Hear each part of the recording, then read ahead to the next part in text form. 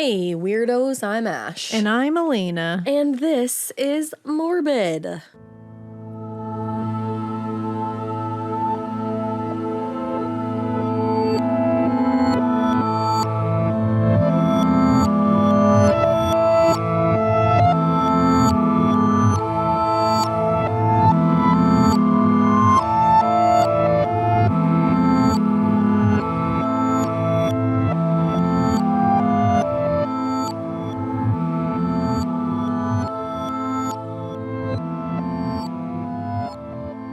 But you know what's not morbid? What? We have a freaking coffee that is launching. And realistically, what goes better together than true crime and coffee time? Truly, you know how much we love coffee. And we get to introduce the first Morbid coffee with Dead Sled Coffee. The absolute most perfect and badass collab out there. Truly. I have been loving Dead Sled for literal years at this point. I've been a fan girly of Dead Sled Coffee. An OG. They've collabed with some of my favorite people like Elvira. They have Rob Zombie coffee.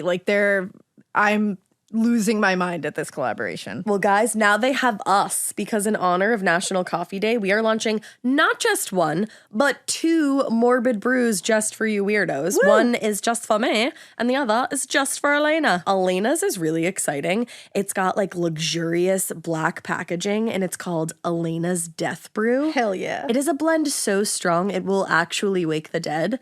And I think we're kind of hoping that you savor this dark roast. We're kind of hoping that you savor this dark roast, though, so you can enjoy the notes of tiramisu as you energize your inner creativity. Hell yeah. Yum. I'm so excited about my packaging. I can't wait for you to see it. I'm even more excited possibly because Ash's packaging is Ash to a T. It is literally spellbinding pink packaging. Pink! And it's called Ash's Witch's Brew, which is made for all you witches on the go, go, go. On the go, go, go, go, go, go, go, go, go. Yes. And we love it because it's a medium dark roast, which has an essence of lavender and honey in it. Very Ash. And it's the perfect blend to harness the power of your fucking higher self. And not only this, so that we have this coffee coming out, the two different ones, you can also get one of the new Zodiac mugs out of our Zodiac mug collection that we're launching. It's going to go along with your coffee blend of choice. Because we said we can't just give them coffee, we have to give them something to put the coffee in. Hell yeah. So you get to choose between Zodiac mugs that channel either your inner Elena with a dark goth vibe, or you can channel your inner me, Ash, and those mugs have a bright and groovy vibe. And more exciting, you can also personalize your star sign on your mug with your name or for a fellow weirdo that you love. Where are my fellow Cappies out there? Geminis. And what's exciting too is this is also going to come with a coffee tray that can hold all your coffee accoutrements, all your essentials. And it comes in two different styles. Hell yeah. One's ashy and one's Elena-y. Yeah. This is the most exciting thing ever. And I'm not even joking you, it's so gray outside right now that I need a cup of our coffee. And we brewed Elena's roast this morning. Yes. Get the gray away. Oh, seriously, so gray. It's morbid and it's rainy. Rainy, rainy. It's very gray out.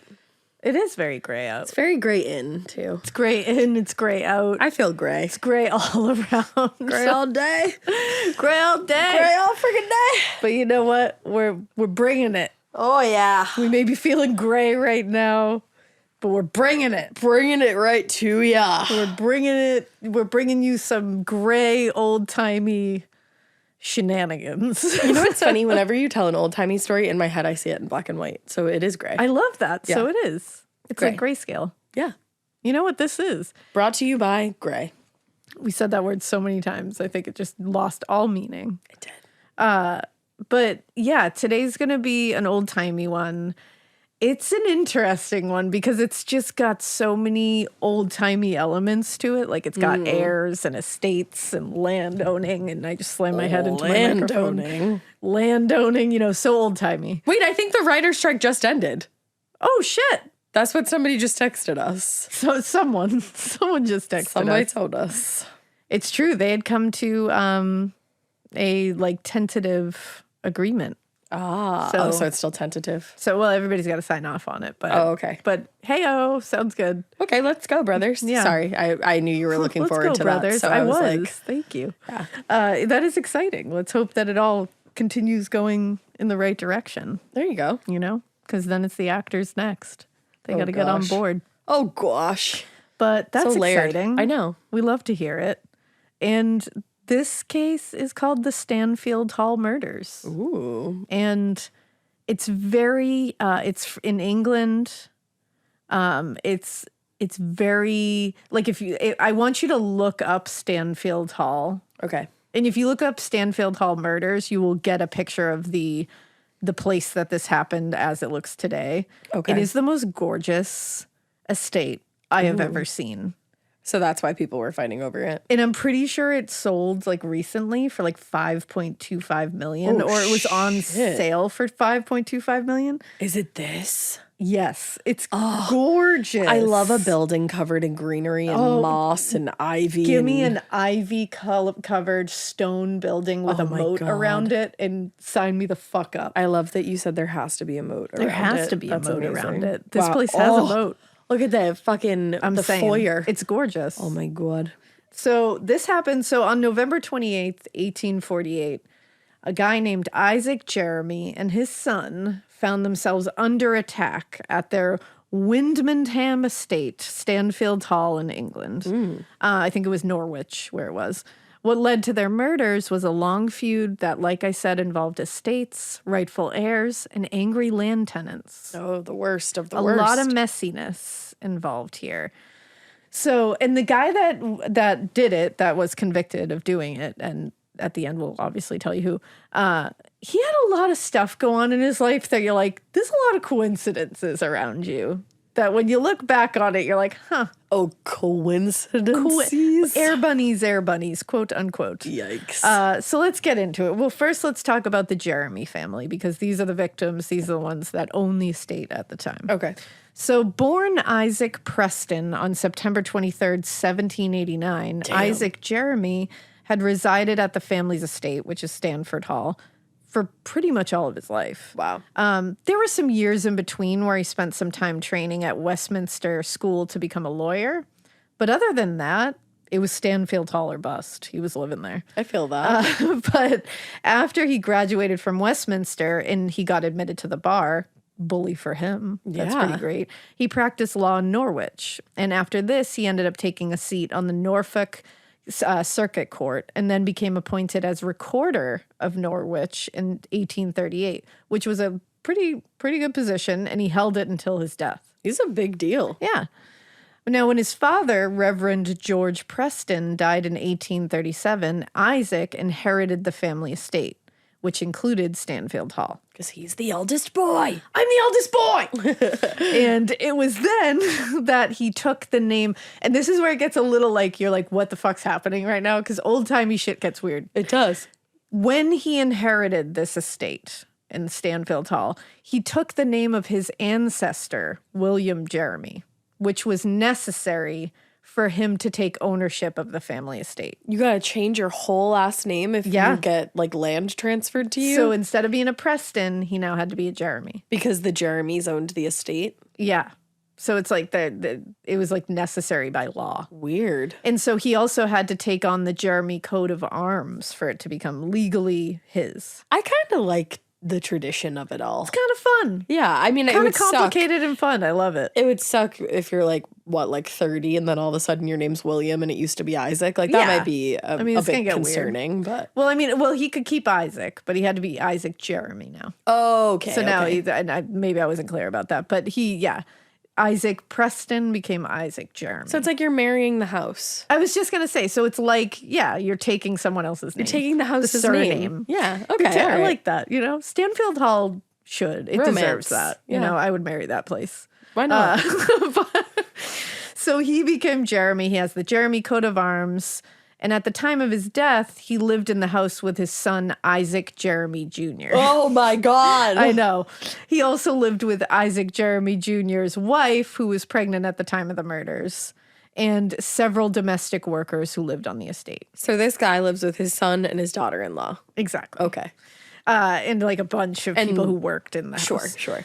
Now, following the death of Reverend George Preston, so His the dad, dad. exactly, in 1837, Thomas Jermy and his cousin John Larner, part of the fam, both members of, but not direct heirs of the Jermy family. God. They were like, wait a second. No. Why is Isaac Preston, now Jeremy, getting this entire shit? Why is he taking possession of the estate? I want to claim it for me. I'm a Jeremy. But you're not. But he's not a direct heir. Yeah. That's So fake they're as fuck. That sounds simple to me. Right? They want to try to take it, claim it for themselves, and I say, nice try, Dudersons, but it's not going to happen. The bloodline just doesn't work that way. Exactly. I'm the eldest boy! And Thomas said, me too, but of a different family. And then Jeremy said, He said, no, it's mine now. I have the coat of arms. He said, you may be an eldest boy, but I'm the eldest boy. That's a Succession, thing. reference, by the way, in case you're like, why are you screaming that? Yeah. So when they tried to convince the courts that they were the rightful heirs, meaning Thomas Jeremy and his cousin John Larner, that was in September 1838, the courts were like, no. No, you're not. Yeah. So not one to sit down and, listen to logic. Or Thomas law. Jeremy gathered a group of laborers and attempted to take the estate by force. Oh my God, like Gaston and Beauty and the Beast. Yeah, they tried to storm the castle and be like, it's mine. It's so true. They brought a big old tree lump with them. Yeah, they Stump, I mean. A tree lump. I meant to say stump. I told you I was gray inside. I tree lump and stump. All right, men, we have our tree lump. Let's go. Get your torches and your tree lumps. Your tree lump. I gotta why go. that was so funny. No, that is funny. Yeah, he Gastoned it, and everybody had torches and shit, and they were going to take that shit by force. But they were turned away by a name. A name came strolling out and was like, no. I'm sure he had a name. He did. His A boy name was does have a James name. Rush. He served as Isaac Jeremy's bailiff at the time, and he came out and was like, no. Because Isaac Jeremy said bailiff. Bailiff! Just like Judge Judith Scheinla. That's exactly it. She calls the bailiff. I'm sure it was just like that. It's similar. But Thomas, so they got turned away. James Rush was like, I don't think so. I'll fuck you all Get up. on out of here. And Thomas Jeremy was actually brought to trial, but was ultimately acquitted for this whole thing. Damn. But still was not satisfied, even though he got acquitted. He got away with almost taking that estate by force. Yeah, is that like conspiracy give to up commit at this burglary? point. Like, Yeah, or like- not even burglary, just like conspiracy to commit home invasion? Yeah, like grand larceny of house. Of home? of estate. But like conspiracy because Yeah. they didn't ever get there? Because you just didn't get there. You just planned You it? just had to take your tree lump and go home. And then the bailiff said, nah. But he wasn't satisfied with that. So he returned to, after getting acquitted, getting away with it, like, take your lumps and leave. He returned to Stanfield Hall on September 24th, and this time he brought a much larger group with him. And a bigger tree lump. And in a bigger tree lump. And they broke into the mansion with crowbars. Oh, shit. And once inside, they forced all the workers to flee the house and barricaded themselves inside. Damn. So they took over this house and were like, this is mine now. Now, rather than try to convince them to come out, like coax them out, Isaac Jeremy called for military assistance. And they were forcibly taken out of the house by military assistance. This is insane. Yeah. And they were put on trial. What the fuck? Eventually, they all pleaded guilty to minor offenses of rioting, which is a minor offense in comparison to what they could have gotten because Thomas Jeremy and John Larner each only served 3 months for the offense against Isaac Jeremy. And the laborers that they assembled for the purpose of breaking into this house, they got even lighter sentences. Wow. And Isaac Jeremy was in like I said, he was the recorder for Norwich. So he was in a pretty big position in the county. He was the county recorder, and he could have easily pursued very tough sentences against these, especially Thomas and John. Right. The ringleaders. Because they'd seized his home. Like, he could have fucked them up. After trying multiple times. He had all the right to, and he had all the power to, but he chose not to. It's family. And even with that, even with Isaac being like, I'm going to let you just serve a little bit of a sentence and hopefully that kind of knocks some sense into you. Still, the animosity over the incident got really bad. Uh-oh. And there was still the continued belief that Isaac Jermy wasn't the rightful heir. So it created a huge rift between the families that continued until Isaac's death in 1848. Wow. So during the first attempted takeover of the Stanfield estate, James Rush, who I talked about before, the bailiff, his name was James Blomfield Rush. He actually played like a huge role in stopping the men from trying to take over the house. Like that was him who stopped that. But even though he was still in employment with Isaac Jermy at the time that this all ended, like when Thomas and John were sentenced to 3 months and all that, the relationship between them had kind of soured. It had become a little complicated by this time. So even though he was a huge role in stopping that whole thing in the first place, things were not going as smoothly as they could. Uh-oh. He was born in 1809 to Mary Bloomfield, and he was the product of a rather illicit affair between Mary and a gentleman farmer in Wymondham. And that affair ended pretty quickly when he was like 2 years old. Oh, that's and sad. When it came to an end, Mary sued this man for breach of promise and was awarded a lot of like a good amount of money by the courts because he was supposed to marry her. Right. But she used that money to care for her son, and James never really ended up knowing who his father was. Like, he didn't want anything to do with him. What a sad start. Yeah, so luckily Mary ended up meeting another man, James Rush, and he was like, you know what? I like this little kid. I want to marry you. So she convinced him, this can be your father. Okay. This is your father figure now. And Mr. Rush, I'll call him Mr. Rush just to make it easier because James Rush, Mr. Rush. Yeah. So the father, Mr. Rush, he basically treated him as his own child and even amended his name to include his surname. Wow. Because remember, he was James Bloomfield before this, but now he's James Bloomfield Rush. Gotcha. So his parents got married, his stepfather and his mom got married, and James and his mother moved in with Mr. Rush, who was a tenant of Reverend George Preston, who was Isaac Jermy's father. Okay. Yeah, I know. No, you're doing a good job because I would be so confused right now. I'm glad that it's making sense. And Reverend George Preston had given them this home, which they could rent. It was like a modest house adjacent to the Stanfield Hall estate. Okay, So they like lived, a guest right house there. kind of. Yeah, it was kind of like that whole thing. So, again, Mr. Rush, the stepfather, he didn't have any children of his own at the time that he married Mary. Right. So he really did treat James as his own son. He sent him to the best school in the area. And upon completing schooling, James Jr. there returned to Norwich in 1828 and he got married. Nice. After this, he began working as a tenant farmer for W.E.L. Bulwer at Dollingwood Farms. But Rush thought that farming was going to be a little easier than it actually was. I don't know what gave him that idea because farming to me looks really hard. Sounds like a lot of hard work. And within a year, he was losing money on his farm. And in an attempt to get back some of these losses, he actually ended up setting fire to a bunch of stacks of wheat and submitted an insurance claim. Saying that they had caught fire by accident. That's fake as fuck. And there were definitely rumors everywhere and gossip that he had definitely set that fire. And even rumors that he was going to be arrested for arson, but there was no proof of him being the arsonist. So the company did pay out the claim. Oh, probably like so begrudgingly. Yeah, and it definitely gave him a false sense of confidence, like, oh, I got away with it. So a few years later in 1830, while still living under that tenancy agreement with Bulwer, with the farm where he was living, James again found that he was losing money. He was struggling financially.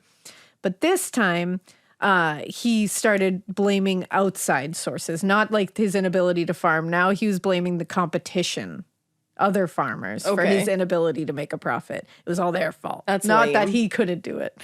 And so he decided, you know what? Instead of working harder or trying something else that I might be better at, I'm just going to turn to more felonious behavior.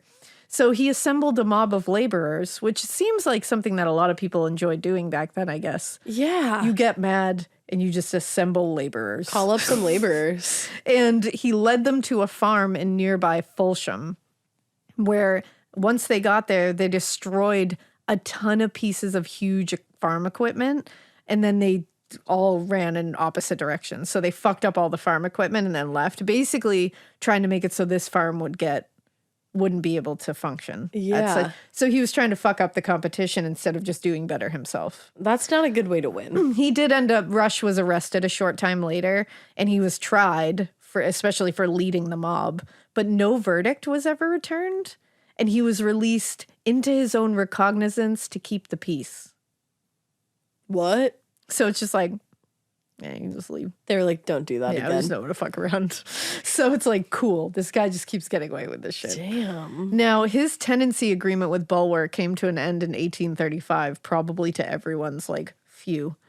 And that's when he entered into a new tenancy agreement with Reverend George Preston, Isaac Jermy's father. Okay. He had known him as a child because, remember, he had grown up on that property with his stepfather and his mom. So he knew this man. He knew the Preston family, knew all of them. And so they were like, yep, we'll give you a tenancy agreement to live on our property. So with this new agreement, he was allotted a parcel of farmland and a home. And that was in exchange for a fee of £110 per year and a percentage of the profits from farming for a period of 18 years. So he would have to pay rent, and he would also have to give a percentage of whatever he got from his crops for 18 years. Damn. That's a shitty agreement. I guess it was kind of, this is another little like side note, because it's weird that I'm doing this one right now, because this makes weird sense to me now. I'm reading Slewfoot by Brom. It's a really good book. You guys should read it. Check it out. I think I posted it on my stories, but I'll post it again. And in that, it's from like the 16th or 1700s. Yeah. They have a similar agreement of like, I'll tenant out this farmland to you. You have to pay me rent and also give me a percentage of the profits for like 10 years. Okay. And that's part of the story in Slewfoot. So hearing this now, I'm like, this is weird that this is coming back. Yeah, that's always weird when that happens, when you find out like random information and then it applies like somewhere else in your life. Yeah, I didn't mean for that to line up like that, but life is a simulation. So, he's got a deal. He's living on there. He's got his own farm. He's just got to share some of it. So what he did was he also entered into a second tenancy agreement for his father-in-law under the same conditions. But this time he was going to be paying £130 per year. So he's under a tenancy agreement with Reverend George Preston, and he's under a tenants agreement for like another farm for his father-in-law. Okay. So he's paying out, but he's making money. It's one of those things that used to happen very often back then. And the next year, he actually entered into a third agreement for tenancy with Preston, again, for another farm on the Stanfield Hall estate with similar conditions. But this one was at £500 per year. Oh, wow. And at that same time, he accepted a position as Reverend Preston's steward and advisor in all matters of business. Wow. So now he's under 3 tenant agreements. He's got a place on the Preston estate. He's paying out this money to 3 different, Preston he's given 2 different rents to, and then he's paying off his father-in-law. But he's also got this new position now advising Reverend Preston. So he's getting there. He's doing good. Seems like it's going to be like, all right, let's go. Right. And you know what? For Rush, this whole thing was good. And life and working with George Preston was good. But when he died in 1837... and possession of the family estate passed to Isaac Preston, now Jermy. And it ended up being discovered that the 3 tenancy agreements that he had actually entered into had actually been illegally executed. Oh. So is that like a get out of jail free card for him? So that's it's not good for any, it's like his land is technically like. Oh, yeah.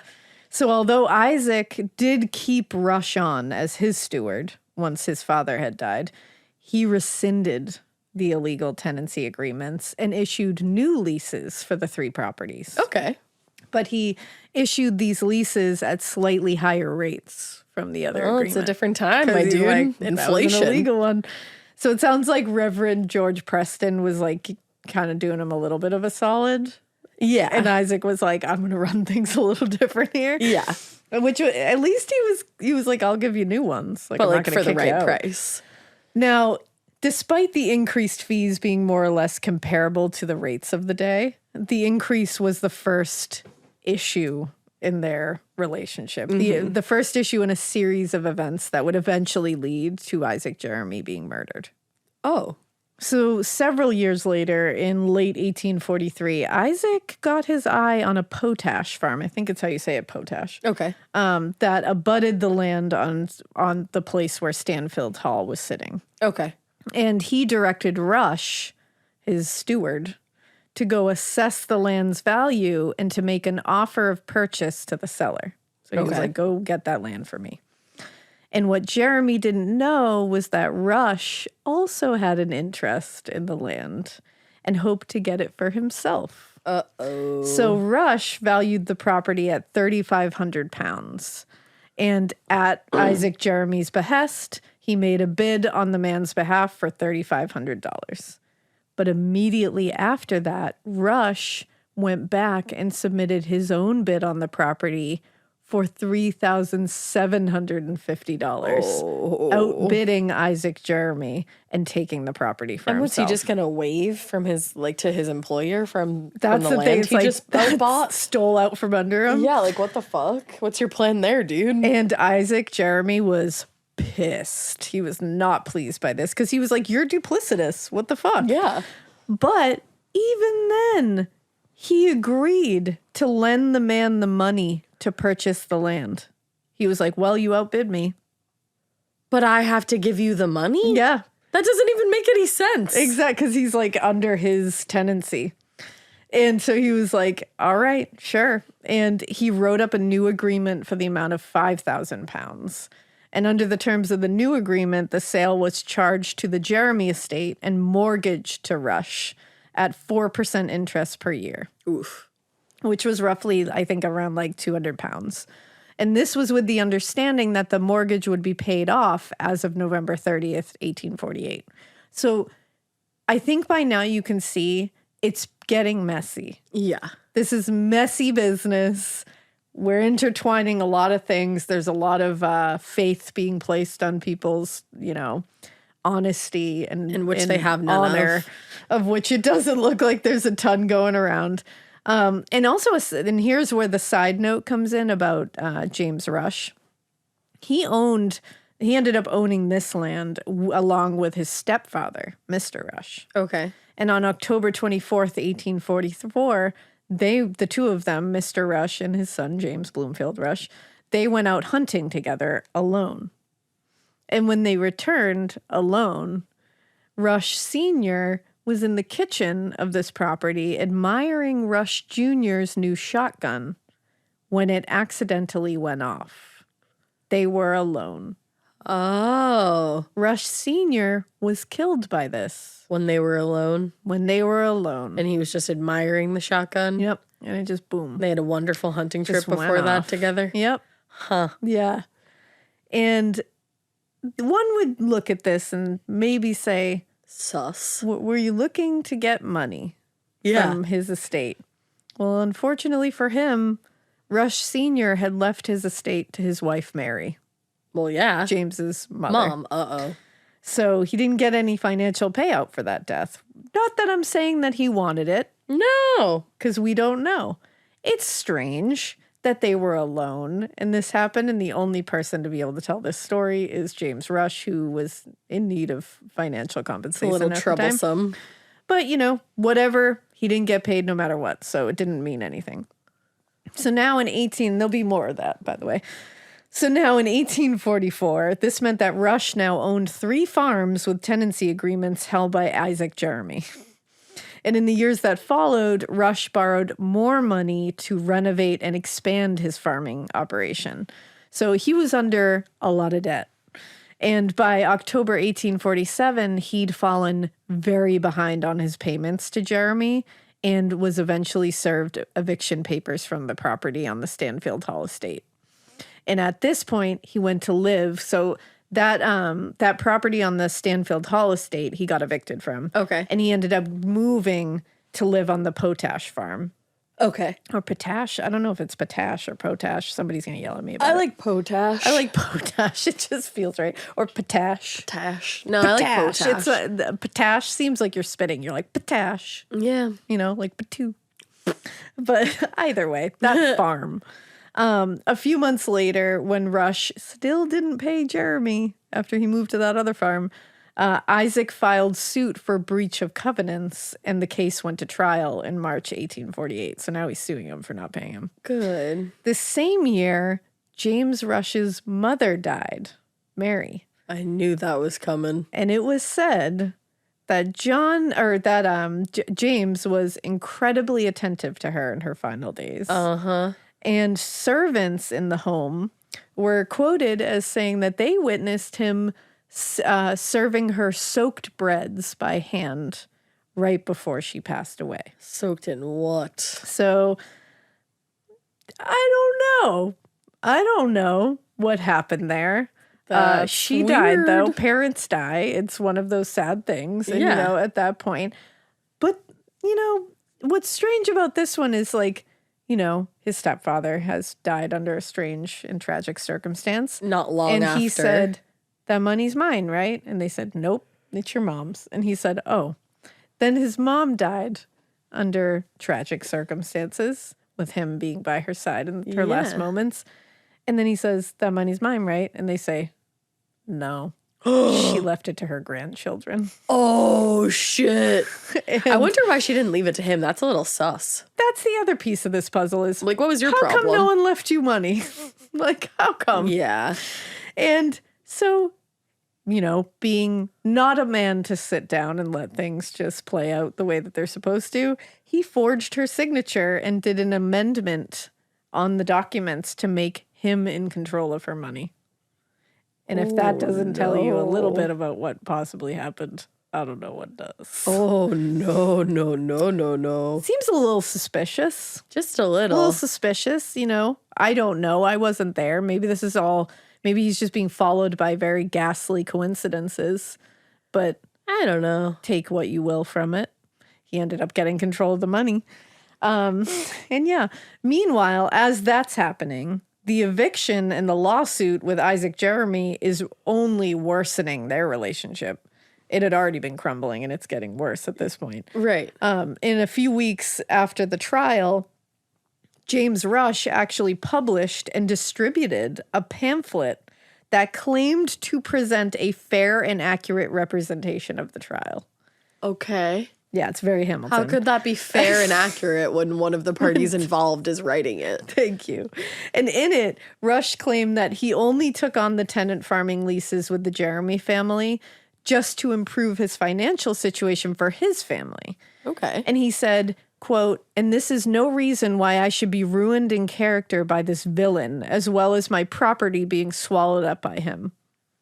And apparently showing evidence of Jeremy's villainy, he put forth the false claim that Isaac Jermy had no right to the property in the first place. Oh, no. So he decided to jump on that bandwagon. John Larner and Thomas Jermy bandwagon and say, he's not the rightful heir. Even though I stopped them from doing whatever they were planning. I may have put, completely backed him when it benefited me, but now that it doesn't, he's not the rightful heir. That's fake. He said, this fellow Jeremy has no right to this Stanfield property. He knows it, and he knows I know it as well. His whole conduct in keeping possession and taking the name of Jeremy, and his behavior to those poor people who have a right to it, those poor people who he chased out of the house when they were trying to take it over, has been most villainous and disgraceful to any man who have any pretension to respectability, and which I should be most happy to prove when called on to do so. If there is any truth in the Bible, such villainy is sure to be overtaken, and that when it may be least expected.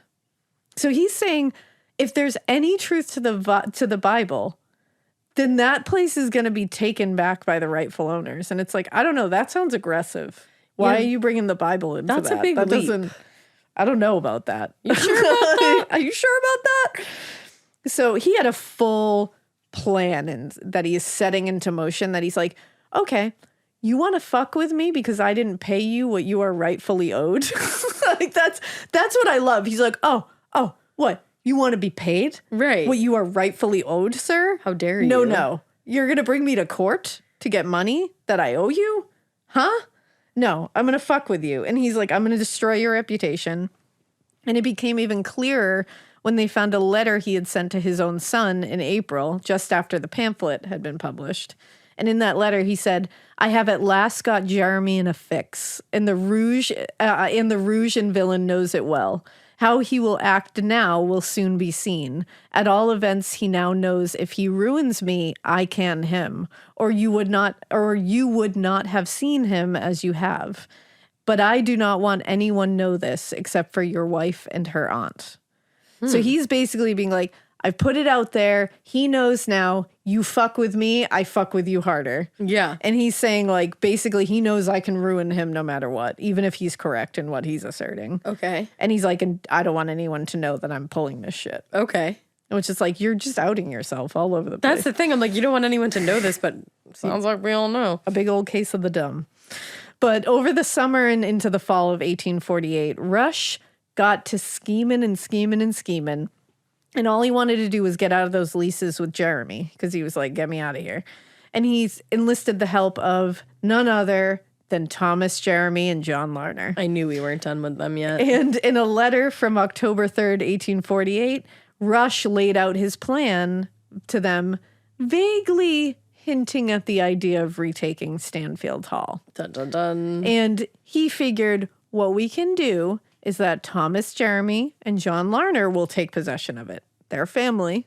So he said after the new possessors take possession of Stanfield Hall, this whole plan would mean that they now agree to new terms for his tenancy leases at a much lower rate. So he said, help me take over this place and give me a lower rate on my tenancy. Exactly. Okay. Help me take over the place. You get Stanfield Hall. And then by taking over Stanfield Hall, you take on my tenancy agreements. You give me a lower rate and we all win. Okay. Which is, to them, must sound like a good plan, I would think.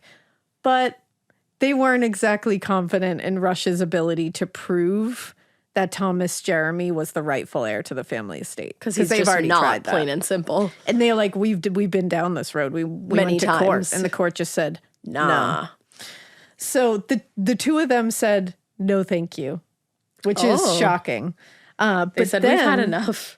So they were like, no, thank you, we're good. But then James Rush produced what he claimed to be Reverend George Preston's, the father, his original will, which he said named Thomas Jermy as the heir. But that doesn't even make any sense. That's not his child. Exactly. Like, that would never say that. James Rush had forged this document only a couple of days before this. Correct. So the forged documents apparently were witnessed being forged by Rush's mistress, Emily Sandford. The plot thickens, baby. And even though they were clearly forged and that Emily had watched the whole thing go down, Thomas and John were like, sounds good to me. That seems like something you could prove. So they were like, let's go. We'll help you with this. So in the weeks before the actual... Because they weren't just planning to just take over Stanfield Hall. Their plan was to kill Isaac Jermy.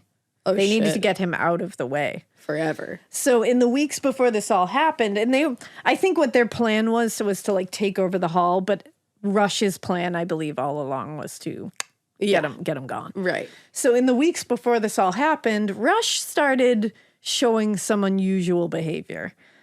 He would go out late at night with his gun, and he would claim he was looking for poachers on the property. But his mistress there, Emily, was like, he would just go trudging off with his gun, and it was like not something he did. She was like, I think he was losing it. Yeah. And on the morning of November 28th, he instructed a local farmhand to please lay a path of straw from Rush's homestead on his leased land all the way towards the fields behind Stanfield Hall. That's sketchy. Stanfield Hall, excuse me. And he said he was like, you do that while me and my family go into town for the afternoon. And later, it was revealed that he had actually instructed this young farmhand to scatter the hay so that it would make sure not to leave footprints when he walked from his place to the Stanfield Hall. I had a feeling that's where you were going with that. Now, when they came back from an afternoon out, Emily Sanford, his mistress, began making dinner. And Rush told her, "There's just time for me to go into the garden and fire off my gun." And she was like, What? "At what?" She's like, can what? you just eat my dinner, motherfucker? Yeah, like what? He didn't say what he was shooting at or why he was going out to shoot. He just said she there's was just kind time. of like, there's time. And she was like, nah, dinner's ready, motherfucker. He's like, "Oh shit, Emily, I can shoot my gun for like a little bit. couple minutes. There's like time." He's like a child. And she's like, "Where though?" And he's like, "In the garden." And she's like, "At what?" And he's like, "Nothing in particular. just shooting. Just shooting just for shooting. shooting's sake. That's all." Weird. So she was just like, "Aye, aye, Captain, like out you go." And when he came back a short time later for dinner, Emily noticed he seemed very irritated, much more irritated than when he had left the Emily, house. get out of there, babe. And so he also brought up this weird story. He said, "I've been thinking a good deal about the story we read the other day about the Scottish chief." And what he was referring to was a well-known parable about the Battle of Bannockburn by author Robert Bruce. Okay. And he said, "I've tried several times, and the next time, perhaps, I shall be successful." And she was like, "What the fuck are you talking about?" You're like, "You're and a she madman." later said that he appeared extremely agitated, and she supposed him to be in tears, though she couldn't understand why. He was rambling, Crying. it's almost in tears, like very agitated. She was like, "What the fuck's going on?" Poor then- Emily. Sometime between 7 and 8 p.m., just after they finished dinner, James stood up from the table, didn't say a fucking word, but just went into his bedroom, dressed himself in a dark cloak, donned a mask to cover his face, No. then armed himself with a pistol, and just left the house without saying anything. Put a mask And on. Emily just watched this entire thing, which I'm like, "Emily, Get out of there. come on, girl. Get Like, out. you gotta do something here." So he just leaves and puts on like a disguise, like a dark cloak, a mask. That's scary. Which I guess the mask was like a face mask with like whiskers on it or some shit. What? Yeah. Now that happens on the property. Where are we? And at Stanfield Hall, the Jermy family had just finished up dinner. Some sources say they were having a small dinner party. But either way, they had just finished up dinner a little before 8 p.m. And Isaac had just hung out at the dinner table. And Isaac Jr. and his wife went to the parlor for tea. Okay. And the workers began clearing dishes and all that fun stuff. And Isaac Sr. got up, left the room, and he went out onto the porch to get some air, which is something he literally always did after dinner. It was Okay. a very routine thing for him.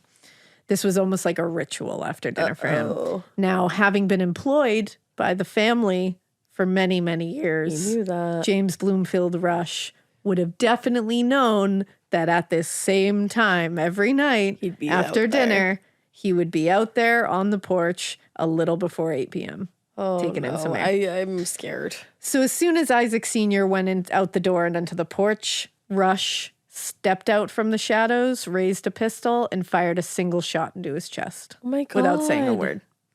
The bullet passed through his heart and knocked him onto his back, and he died instantly. Oh, that's so awful.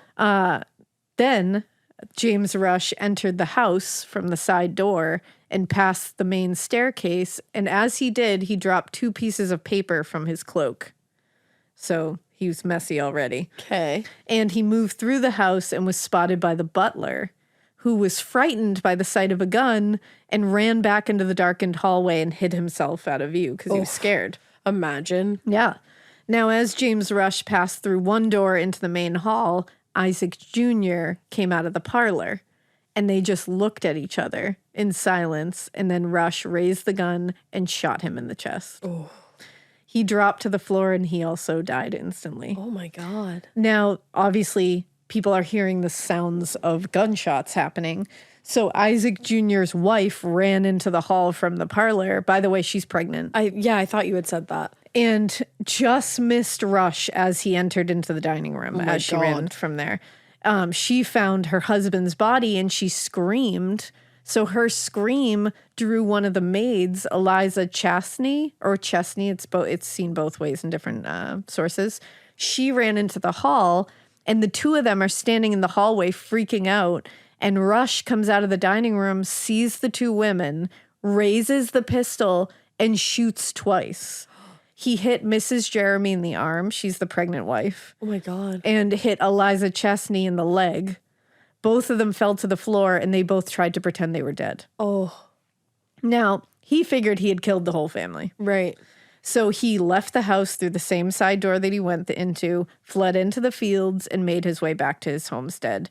Remember, via that hay-covered path that had been laid out. But as he did this, he was spotted by several workers who lived on the estate and had been drawn out of their homes on the property by the sound noise of gunshots and screams. Does he still have his cloak and his mask on? He does. They all saw a black cloaked man escaping into the fields. Okay. Now, but the thing would be, Emily saw him put on that cloak. Right. And so, fearing the house was being, attacked by the same kind of like, we're going to take over shit, a stable hand made his way to the edge of the property, swam across the moat to get to the house, because it does have a moat. Hell yeah. And went to the nearby home of a man named Coleman, who sent the message to the Norwich police, and they, let them know what had happened. Ay, ay, ay. So after sending help from Norwich, Mr. Coleman, the neighbor, gathered other neighbors, and they all made their way to Stanfield Hall to just try to help however they could. And when they got there, they found Isaac Sr. dead on the front porch, Isaac Jr. dead on the floor in the main hallway just outside the house. And nearby, they found Eliza Chesney, who was wounded in the leg. And by that time, the other workers had carried Isaac Jr.'s wife upstairs to a bedroom and were doing their best to treat her wound in her arm because she was bleeding heavily, and the upper part of her arm was really badly damaged. And they carried both men into the parlor, both the bodies of the two Isaac Jermy men. And they noticed singed clothing around the bullet wounds, which indicated that they had been shot at pretty close range. Mm-hmm. Although they had been through a wild ordeal, Isaac Jr.'s wife and Mrs. Chesney both said they thought they recognized the shooter, and they said, it's James Blomfield Rush. How do you think they knew? So he was wearing a fake beard, a mask, and a cloak, but they said that they knew his body type, and they knew how he held certain things and how he walked. And and they were like, we know that was him. He had like a specific way about him. So when the telegraph was sent to the Norwich police, it included a note from the local magistrate, Mr. Cann, instructing them to apprehend James Blomfield Rush. Damn. No, police made their way to Stanfield Hall while Rush ran to his house a little after 9 p.m., knocked on the door to be let in by Emily. There was no light in the front room because you have to remember this is 1800s. It's not like they flicked on a light. And so Emily only knew that it was James entering the house, didn't see how he was dressed or what he was carrying. She said he went right upstairs, directly upstairs. And when he came back downstairs, he wasn't wearing any boots, any outdoor attire, and he instructed her to light a fire and go to bed. Okay. But before she retired for the evening, Rush said, quote, if any inquiry is made about me, say I was not out more than 10 minutes. Oh. So a few hours later, Emily was awoken by a loud banging at the door and opened it to find Rush, who was now coming back. He had left. Okay. And he was trembling and seemed very upset. And he said, now you be firm and remember that I was only out 10 minutes. Okay. He told her again. This time, she said in a much more aggressive tone. So he has now returned at 9 p.m. after murdering this whole family, or trying to. He has taken off everything that he wore. He's come downstairs, told her to light a fire and to go directly to bed. Don't pass go. Mm-hmm. Go to bed. So she was like, cool, I'll just go up. And as he does this, he tells her, I was out 10 minutes, if anyone asks. And she's like, got it. She goes to bed. Then hours later is awoken by banging at the door. It's him arriving back from somewhere. I thought you had misspoke. I was like, wait, what? He had gone out again. And then he had said, by the way, remember, I was only gone 10 minutes. But more aggressive And she's like, what the fuck is going on? So by the morning, police had completely surrounded the Rush homestead. And as soon as they saw the first lantern lit inside, they summoned a stable boy named Savory and told him to call Rush to the door. So as, Rush, of course, said, what? Like, how could I ever be at fault for the mayhem that happened at Stanfield Hall? And he said, good God, I hope they do not think it was me. And he said this to Emily in front of everybody. And he said, it is rather a serious charge. Yeah. And Emily's like, what the fuck am I supposed to say here? And upstairs in the main bedroom, investigators started searching. And they found 2 guns in a closet, along with Rush's black cloak and boots. And both of them were wet, like he had been walking through a dewy field. Like, I'm glad you're dumb, but I thought when he left again, it was to discard those things. Mm-hmm. And in front of the police, they heard Rush say to Emily, I'm accused of murdering Jeremy and his son. And he said, but you and Savory can clear me, for he washed my boots at 5:30, and you know I didn't go out. So now he's trying to get her to lie for him. And in all the confusion and just mayhem that was happening here, and probably the stress, Emily had forgotten exactly what she was supposed to say to the police. Oh, no. So she told the investigators that, yes, James had gone out the previous evening, because at first he had told her to say that. Yeah. But he was, and then she said, but he was only out for about a quarter of an hour. So she's added a little time onto that. You were supposed to say 10 minutes. And Rush is listening to this, and he stops her and says, I was not out more than 10 minutes, and you know I had my slip shoes on. So he's like, I was not wearing those boots, and I was only out for 10 minutes. Uh-oh. And for some reason, and thank goodness, Emily got a little brave. And she said, I don't know if you had or not. I did not see you put your boots on. She said, fuck you. I'm not playing this game. I'm not going to lie for you. She said, I didn't see you put them on. Good for her. So during questioning, James Rush repeated his story several times over, saying that Emily was his alibi. But he definitely acknowledged that he and the Jeremy family had not been on good terms in recent years. He was like, I'm not going to lie about that. Yeah. He said, I have no doubt I shall be suspected because we have been on such bad terms. But he said, but lately the old one and I have been more friendly. But the young one was my greatest enemy. That's and it's not like, I even don't know if you true. should say that. Yeah, either way, both of them are dead, my guy. Yeah. And when they had no more questions, James Blomfield Rush was taken into custody. He was transported to the local jail, Wymondham, I think it's Wymondham, Bridewell, and he was questioned further by the magistrates. Now, Rush was pretty much identified as the shooter by like many people. A traditional investigation proved kind of unnecessary at that point. But once the bodies had been removed from Stanfield Hall and the initial chaos had kind of subsided, police officers did begin an investigation into the house. And that's when they discovered the papers that had dropped out of Rush's cloak when he had entered. I forgot about those. Yeah, he's a mess. And the 2 papers appeared to be the covers of a book. And on the back of one was written a note. This note said, there are 7 of us here, 3 of us outside and 4 inside the hall, all armed as you see, us 2. If any of you servants offer to leave the premises or to follow, you will be shot dead. Therefore, all of you keep in the servants' hall, and you nor anyone else will take any harm, for we are only come to take possession of the Stanfield Hall property. Okay, so they were going to try to make it look like another seized kind of thing. Yeah, and it was signed Thomas Jermy, the owner. What? So Thomas Jermy. Oh, okay, yeah, that guy. Yeah, I know, it's hard. No. I don't blame you for being like, For a second, I was like, who? No, because remember, they had that whole plan. Thomas and John were going to take it over. Yeah, so he went against the plan entirely one night? It sounds like he took it a little into his own hands. Sounds like he went a little, woohoo. So news of the murders were reported in the press a day or 2 later, and the sensational language being indicative of Isaac Jeremy's important role in the community. So the Times, London's paper of record, described the killings as the most atrocious murders ever perpetrated in Norfolk, or perhaps in any other English county. I don't know. So about obviously his position is what's making this the most atrocious murder. Of course. Similarly, the Liverpool Mercury referred to the scene at the hall as the dreadful and mysterious tragedy. Oh my God. Now, the coroner began his examination of the bodies, and the police in Norwich shifted their focus from Stanfield Hall to now James Rush's homestead. The initial search of the home turned up a clearly wet cloak and a set of clearly wet boots. Also a pair of recently fired guns, which suggested that Rush could have been involved, but the discoveries made on the second search left little doubt that he was responsible. in the closet in Rush's bedroom, investigators found a woman's black wig and long face veil hidden in a box at the back of the closet. That's weird. In the same closet, they also found forged documents that Rush had used to convince Thomas Jermy and John Larner to participate in the crimes with him. That's a big yikes. Yeah.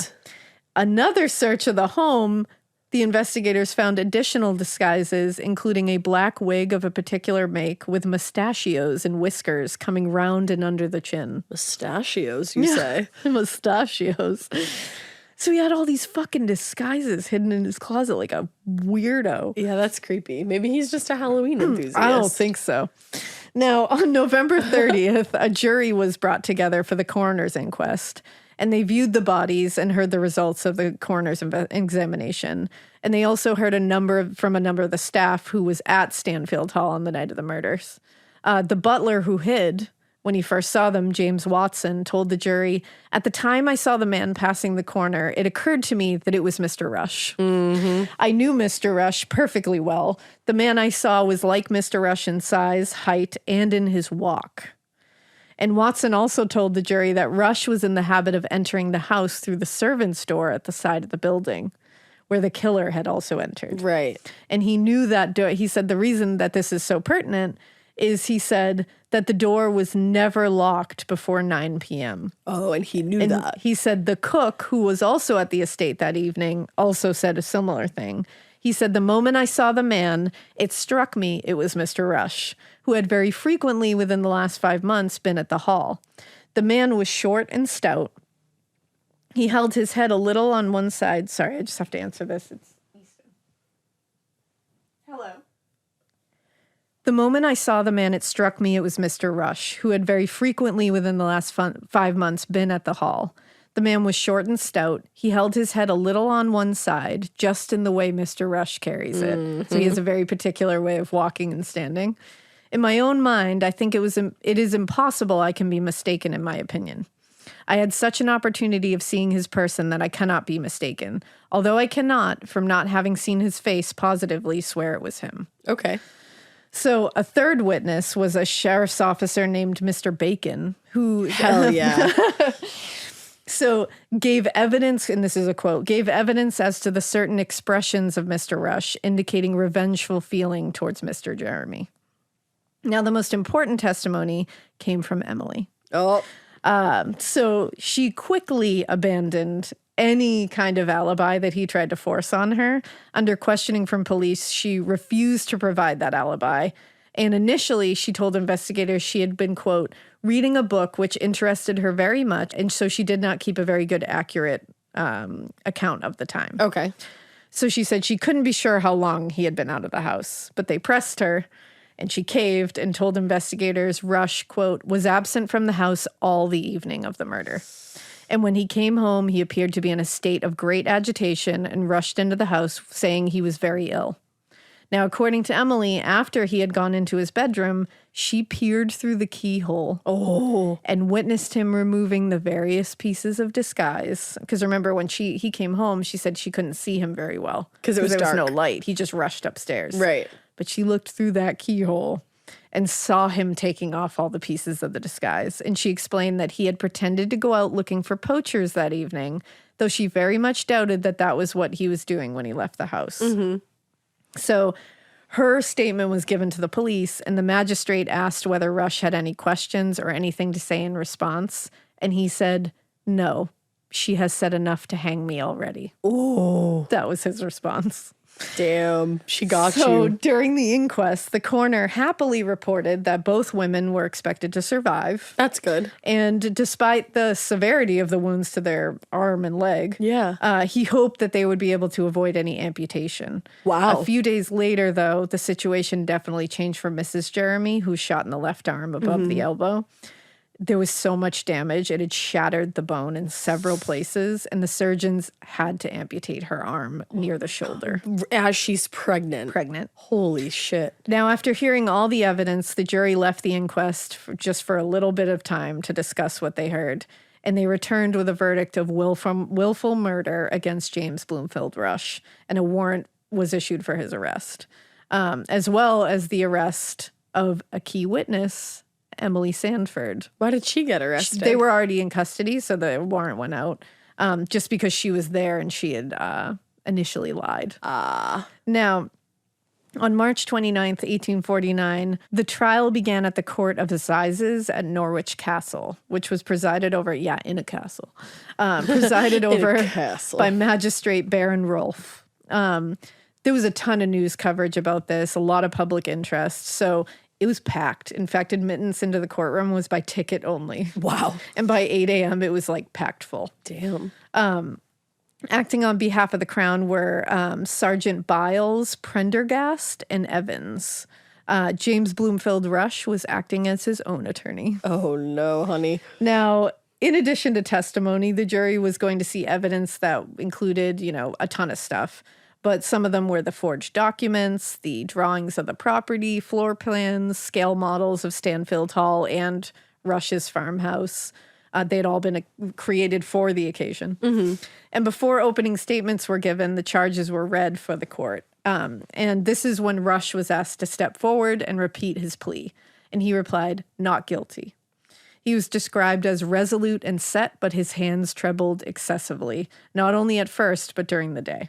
Uh-oh. Reporters also said his shoulders support a short bull neck on which a large and massive head, which a craniologist would declare indicative of the possession of strong animal passions and considerable intellectual power, is firmly set in such a way as to render it rather difficult for its owner to look straight before him. So his head was slightly crooked. Slightly to one side, just like the staffers said that the person who came in and killed all those people had. Yep. Now, during the jury selection, the name John Beals was called, and the prosecution objected, and this potential juror was dismissed. And in response to this, Rush interrupted to ask why the man had been dismissed. And the judge explained it was because the prosecution objected.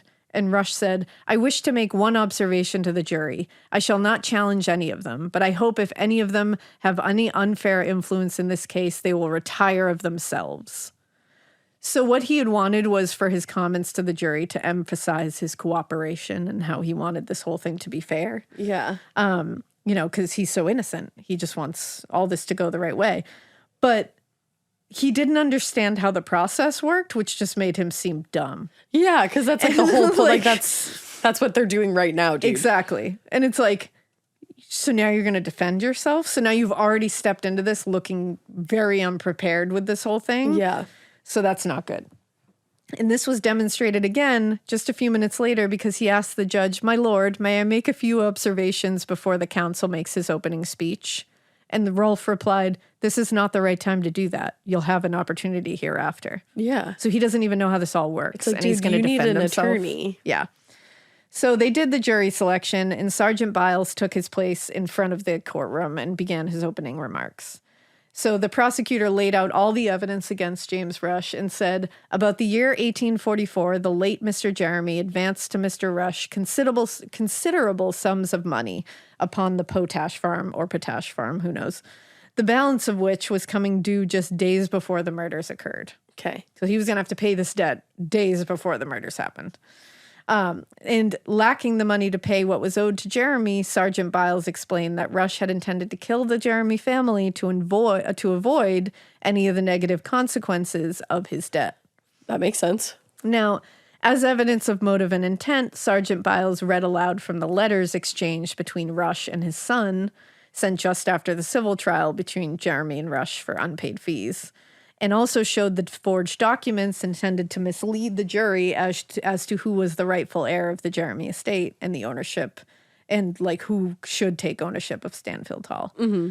Those had been discovered, like we said, hidden in a box in Rush's closet. Suspicious. Sergeant Biles told the jury, now, gentlemen, I will call your attention to the contents of this pamphlet as showing you two things, the state of the prisoner's mind and that he contemplated taking some steps with reference to the claim of these persons to the Stanfield Hall property. But I shall also put in a letter in the handwriting of the prisoner in order to show his feelings towards the late Mr. Jermy. So as far as the prosecution was concerned, the case was pretty simple against Rush. He owed a ton of money to Jermy, and he couldn't pay. Rather than find a way to get the money or try to arrange some sort of better deal, he just came up with a plan to kill the Jermy family conspire with Thomas, Jermy, and John Larner to forge the documents, and it would ultimately benefit everybody involved. It's pretty black and white to me. Yeah. His evidence to support this theory was pretty strong, and they found the recently fired guns in Rush's bedroom closet, along with the boots, the cloak, the disguises, all of that. And finally, most importantly, they had Emily's testimony. Right. Which not only contradicted what Rush was saying about that night, but it also... the timeline. Yeah. It led directly to a lot of the evidence that was being presented in court, including the forged documents that were hidden in a very secret location. So once the prosecution had finished presenting their case, James Blomfield Rush rose and began what became a 14-hour speech in his defense. 14 hours. How do he consecutively? Yes. 14 hours. How do you even talk that long? And this was described by the press as, quote, without making any impression whatsoever in his favor. His address was full of repetitions, and everything really material might have been said in a quarter of the time. So he just fucking rambled for 14 hours. 14 hours. Which that probably pissed everyone off. Unbelievable. Yeah. At that point, I'd be like, well, you're guilty. Yeah, you're Fuck guilty right no off. matter what. You're guilty of being an asshole. Yeah. Now, in his version of the events, he was, quote, innocent, but admitted that he knew something was about to take place at the hall before the night of the murders. Mm-hmm. According to him, a day before, he had been approached by Jermy and Larner, Thomas Jermy and John Larner, who wanted to enlist him in their plan to take Stanfield Hall by force. Okay. Just as they attempted to do years earlier. He was like, remember, they've done this before. Of course they're going to do it again. Mm-hmm. But he said, no, I won't help you with that. Yeah, right. Now he's flipped it. And the following evening, he had gone out after dinner to check the grounds for poachers, as he obviously did all the time, even though Emily was like, he didn't do that all the time. But when he got to the edge of his property, he felt ill and decided to turn back. And then he heard a pistol go off and then a second shot, and it caused him to run back into his house. Okay. Now he said after his rambling and exhaustive speech, he began making several complaints to the judge and the jury about, among other things, the way he was treated in the press by the magistrates. And by 8 p.m. that evening, the judge had finally had enough and adjourned the court. It was like, I'm done listening to you. I'm surprised they let him go on that long before doing that. Yeah, and they adjourned for a few days. They didn't come back for a few days. And then when they did, Rush called a bunch of witnesses, all of whom provided testimony that was irrelevant, pretty contradictory to what would help him, and none of them were contradictory to the evidence that was presented by the prosecution. So none of it helped. Wild. Because it's black and white here. Mm-hmm. So Rush rested his case after 6 days, and Judge Baron Rolfe began summarizing the case for the court. And according to the press, the process was repeatedly interrupted by the prisoner, who attempted to correct him and to give different versions of the evidence. Wow. And finally, he dismissed the jury to review and deliberate. Now, given how sensational the crimes had been and how crazy this trial had been, the audience in the court, they all waited. Like, they wanted to hear this. And they thought they were going to, wait for a while to hear this. Like, they thought all this was going to build up. But the jury returned just 5 minutes later with a guilty verdict. Of course. Because they were like, fuck you, yeah, they were guy. like, fuck that. Rush was pissed and yelled, I am innocent all the same, and God Almighty knows it. So let him know when you get there, man. Everyone went into a tizzy, but order had to be restored, and the judge addressed Rush directly. He said, James Blomfield Rush, after a trial unusually protracted, you have been found guilty of the charge of willful murder, a crime the highest any human being can perpetrate on another, the deepest under any circumstances of extenuation. But I regret to say that in your case, there is everything which could add a deeper dye to guilt the most horrible. It appears from letters which you yourself put in that to the father of the unfortunate victim of your malice, you owe a deep debt of gratitude. You commenced a career of crime by endeavoring to cheat your landlord. You followed it up by making the unfortunate girl whom you had subdued the tool whereby you should commit forgery. And having done that, you terminated your guilty career by the murder of the son and grandson of your friend and benefactor. More cannot be said. It unfortunately sometimes happens that great guilt is too nearly connected with something that is calculated to dazzle the mind. But unfortunately, in your case, you have made vice as loathsome as it is terrible. Whoa. Beautiful. Very poetic. Very poetic. Rush immediately tried to argue with the And he judge was like, again. No, I get the final word. And the judge cut him off and said, "You have been convicted on testimony so clear, the observation and comment are unnecessary." Wow. So he's like, "I don't want to hear shit from Shut you. up. It's black and white that you did this." And with that, he was removed from the court and taken back to his cell. Now, after the reading of the verdict, James Blomfield Rush was sentenced to be hanged on the grounds of Norwich Castle on April 23rd, 1849. And it was reported that while he was waiting for the execution date, he sat quietly in his cell and didn't have any visitors. He wouldn't let anyone in. Damn. But the night before his execution, he received a short note from one of his children. Oh, that's sad. I forgot Yeah. that he had kids. Yeah. On April 23rd, the excitement that had surrounded the initial trial seemed to have come back because now we got ourselves an 1800s execution, and you know people love that shit. Ugh. So apparently, crowds of individuals from both sexes had been hurrying throughout the morning from all parts of the county and even far beyond it to the awful scene of ignominious death. Wow. That was from the Caledonian Mercury paper in 1849. So a little after 12 p.m., he was let out of his cell and he walked past all the onlookers and led to the gallows. And in the days leading up to this, he had tried to persuade anyone who listened that he was innocent, but nobody believed him. And because of that, when he was asked if he had anything to say before his execution, he said no. And all he did was simply repeat the Lord's Prayer to himself quietly while the lever was pulled and the floor dropped out beneath him. And he was killed instantly. Wow. He had no family member willing to claim his body. That's rough. Yeah. James Blomfield Rush was buried on the grounds of Norwich Castle.